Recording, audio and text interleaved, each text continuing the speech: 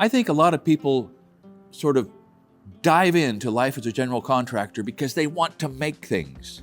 They want to build, they want to cut, they want to fit, they want to get their hands on some craftsmanship or at least some creativity. And general contractors appear to be the people that do that. And then they jump in. And what they find out is that the real life, the real lived experience of a general contractor is only about this much making and creating and building, and about this much learning to function in a dog-eat-dog, highly competitive and very risky business model.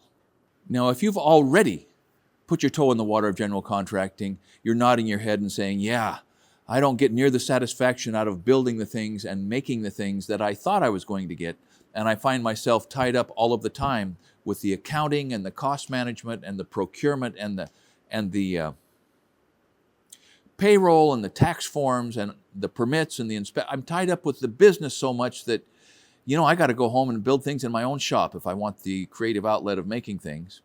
And on the other hand, if you haven't done this yet, but you are thinking of doing it, all you can think about is the satisfaction that comes at the end of the day of looking over your shoulder and seeing what you've made. Here's the reality. Most businesses, and probably, I'll make this up, 80% of general contractors fail in the first 5 years because they didn't realize it was all about business. It was all about accounting. It was all about balancing your checkbook and budgeting for the job and finding and procuring the right materials on time at the right price.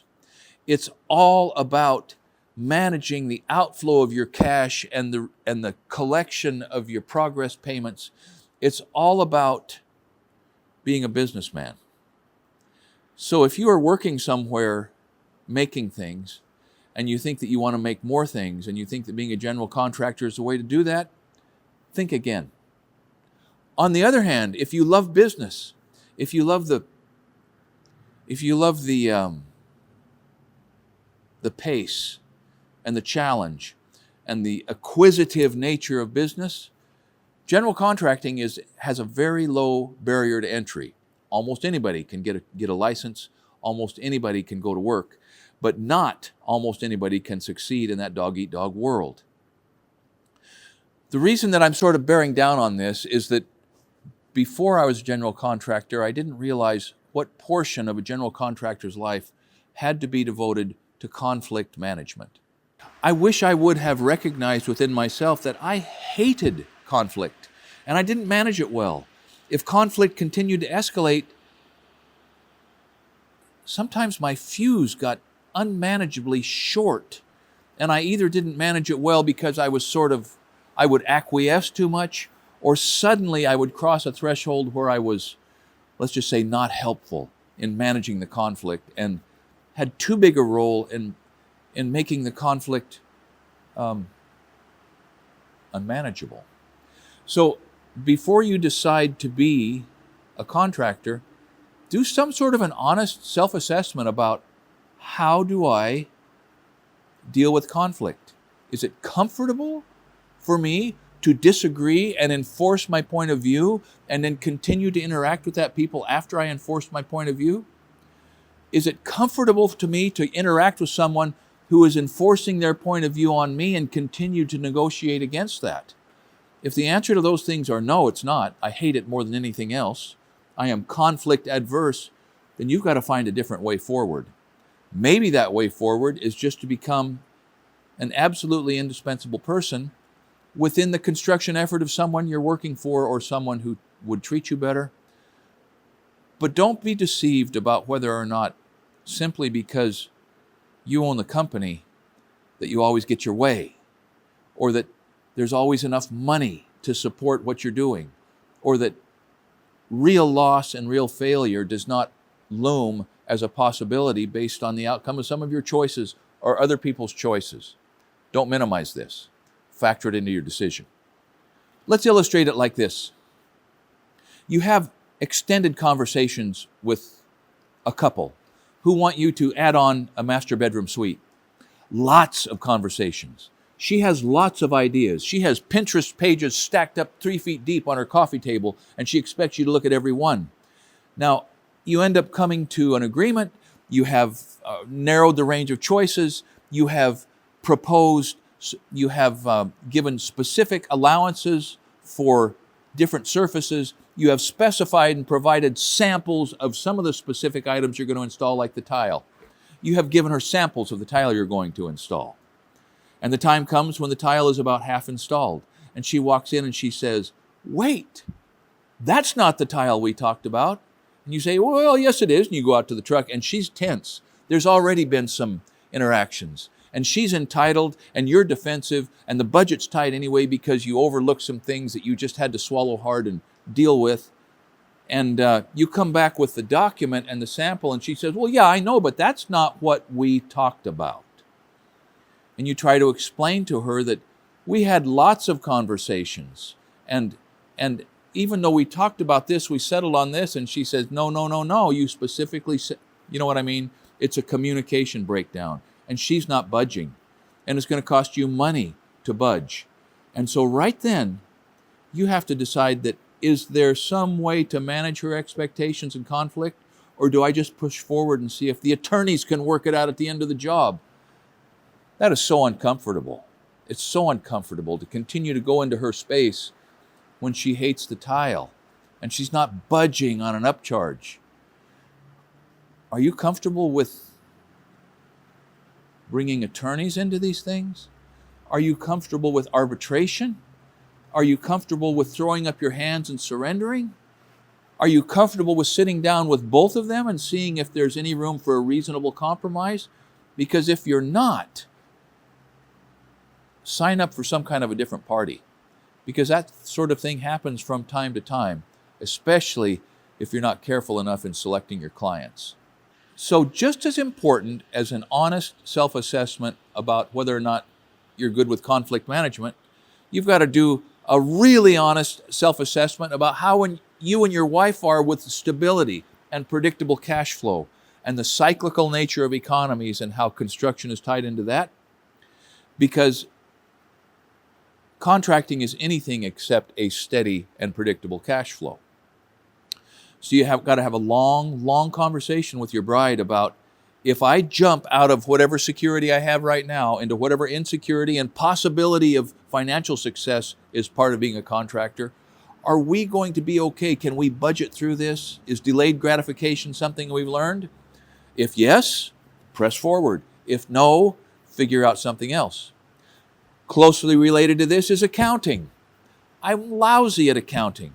I am lousy with books. And Kelly was stuck with having to deal with all of the chaos of keeping the books and managing the records of a small contracting business that had a very inattentive main man to the minutia of receipts and invoices and attribution of costs. If you like that sort of thing, if you can go take a general accounting course, Introduction to Accounting at a junior college before you start, dive in. If that's the last thing in the world you're interested in doing, shy off. Under this continuing theme of honest self-assessment, you have to decide or find some way to recognize if you are a teacher and a team builder, if you can work inside of a team and get efficiency out of a group of people, or if you are really most comfortable working by yourself. If you're most comfortable working by yourself, then don't think of yourself as a general contractor and think of yourself as a fully qualified handyman. You might make more money anyway. We happen to be at a period in our history where handymen who can solve big problems are well compensated. But if you can bring people's strengths together, assuming you can find people with strengths, if you can coordinate their effort and manage that conflict and provide direction and chastise as needed effectively, yeah, move forward. Let me tell you this. My brother-in-law, Jack Trowbridge, that is one of the owners of North Star Fabrication, and they make the trailers that I pull, Great Northern Trailers. Jack's smart. And one of the places that he is the smartest is in his ability to create teams and manage and focus the efforts of teams and groups of people. I admire it. I am not that. And so I was always myself with one or two people and a group of subcontractors who were on my team. Did fine with that. But I could never master or figure out the insoluble questions of payroll, acquiring the qualified help, and managing the pool of qualified help and the amount of work that was needed to keep that pool of help busy. It's tricky. And so don't overlook that when you're deciding whether or not you're a general contractor. So here's a thing that I have to mention, and it's this, that self-employment is an opportunity to work yourself to death. In the same way that when you're working for someone else, going on salary is a glorified pay cut, working for yourself means you will always be working until you find a moment to just shut it off and exercise the freedom that self-employment can bring to escape.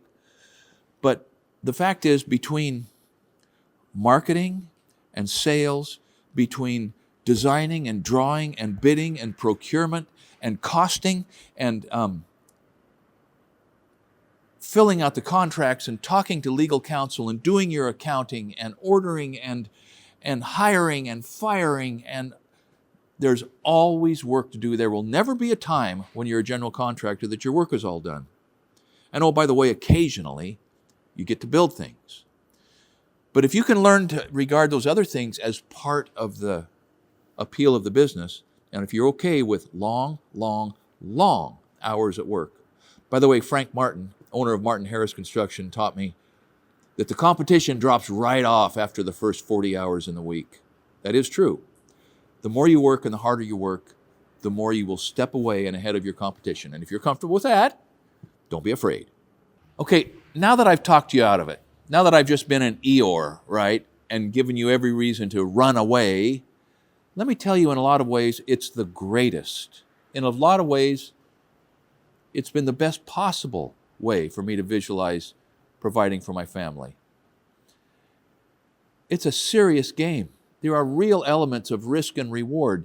There are challenges and things to overcome, and you help people identify what they want, and then you exceed their expectations. There's very little in life better than that. Sometimes you make some money.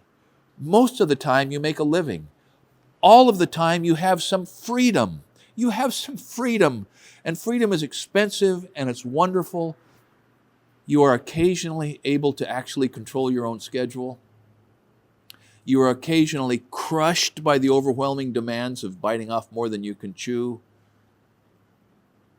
But you get better at chewing through these things. So on balance, if that honest self-assessment tells you that you can manage conflict, that you are not too lazy to keep track of the expenses and do some attribution of costs at the end, analyze the jobs, you know how it went. If you like being responsible for the things that are made and occasionally getting to make them yourself, it's a wonderful thing. And you might even be one of the vanishingly small percentile of general contractors who ends up making some money. Thanks for watching Essential Craftsman, and keep up the good work.